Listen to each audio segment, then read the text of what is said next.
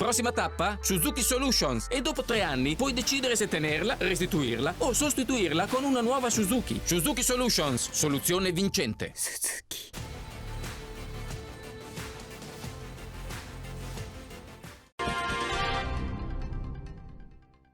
Buonasera e benvenuti a questa nuova edizione del TG di Prealpina.it. Iniziamo subito con la cronaca. Ha un arresto cardiaco sul volo che da Pescara la sta portando a Palermo. Per sua fortuna sul suo stesso aereo viaggia anche il primario del reparto di cardiochirurgia dell'ospedale di Legnano, Germanio Di Credico, che con l'aiuto di altri 4 medici riesce a rianimarla e a stabilizzarne le condizioni. È successo nella serata di lunedì su un volo Volotea. Quando l'aereo è atterrato a Palermo, il professor Di Credico ha consegnato la passeggera all'ambulanza del 118 che l'ha trasportata in ospedale. I medici sono stati ufficialmente ringraziati dal gestore dell'aeroporto. L'aeroporto di Palermo, scrive GESAP, la società che gestisce lo scalo, ringrazia l'equipaggio e i 5 medici per il pronto intervento effettuato in volo. Insieme a Di Credico, da tempo uno dei punti di riferimento dell'azienda sociosanitaria Ovest milanese, a soccorrere la donna sono stati i medici Francesco Giardinelli, Antonio Cavataio e Barbara De Curtis. Il quinto medico, che ha fatto parte dell'equipe improvvisata ad alta quota, è rimasto sconosciuto. E ora spostiamoci a Vergiate. Un litigio tra vicini di casa per il tono di voce troppo alto, poi l'esplosione di colpi di arma da fuoco. I carabinieri sono arrivati subito. Un uomo di 53 anni, incensurato, ha ammesso il litigio con i vicini e di aver sparato un colpo di pistola. Lo stesso ha spontaneamente consegnato ai carabinieri l'arma. Si tratta di una semplice pistola a giocattolo con proiettili a salve. I militari hanno però eseguito una perquisizione nell'abitazione del 53enne, rinvenendo anche una baionetta risalente alla Seconda Guerra Mondiale con una lama di circa 25 cm, posta sotto sequestro perché è detenuta illegalmente. Il 53enne è stato quindi denunciato a piede libero alla Procura della Repubblica di Busto Arsizio per i reati di esplosioni pericolose ed omessa denuncia di armi. Giornata di festa per Varese. Dopo 8 anni è tornata al Campo dei Fiori la statua della Regina Angelorum, finalmente restaurata. Ecco il servizio di Riccardo Prando con immagini dell'agenzia Blitz. La Regina Angelorum è tornata a splendere al Campo dei Fiori. L'aveva ricollocata lì nel 1968 lo scultore Luigi Tardonato su iniziativa di Salvatore Furia, dopo che 3 anni prima un fulmine aveva distrutto il modello originario in bronzo. In tanti questa mattina hanno ricordato il mitico prof che percorreva quasi ogni giorno questa strada e sentiva il bisogno di mettere la montagna varesina sotto la protezione della Madre di Dio.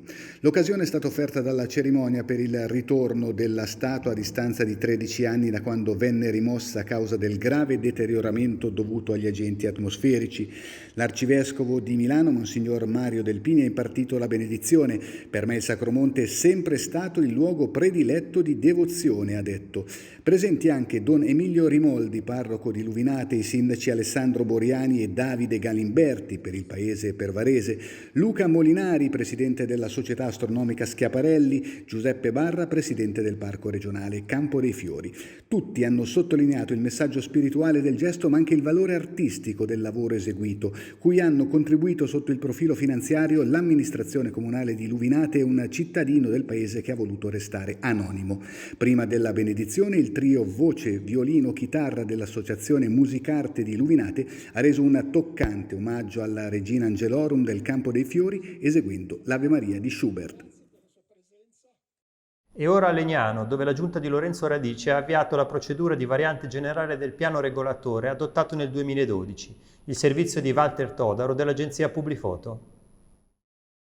Legnano cambia di nuovo. Neanche 5 anni dopo la variante al piano di governo del territorio approvato dalla giunta di Alberto Centinaio, adesso la giunta di Lorenzo Radice ha dato l'avvio alla procedura per la realizzazione della nuova variante generale del piano di governo del territorio. C'è tempo fino al 15 ottobre, chiunque fosse interessato può presentare al protocollo le proprie osservazioni o le proprie proposte per fare la Legnano più bella. Quello che è certo è che certe situazioni come questa in Viale Cadorna, dove ci troviamo in questo momento, non saranno più replicate. Basta cemento, basta condomini di 7-8 piani e più per creare appartamenti che in città non servono. Bisogna puntare soprattutto sulla riqualificazione delle aree dismesse, a partire dalla manifattura di Legnano che recentemente è stata venduta, fino alla Franco Tosi, ultima grande incognita del centro della città.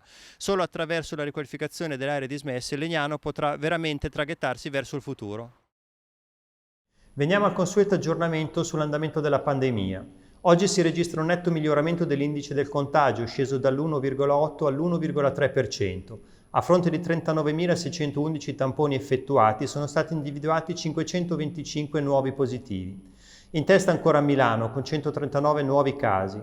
Varese è quarta con 42 nuovi contagiati, dietro Brescia 75 e Monza 54. Diminuiscono i ricoverati in terapia intensiva, 2 in meno, adesso sono 35. Aumentano invece i ricoverati negli altri reparti, oggi altre 8, per un totale di 283. E per questa edizione è tutto, l'appuntamento con il TG di Prealpina.it torna domani sera.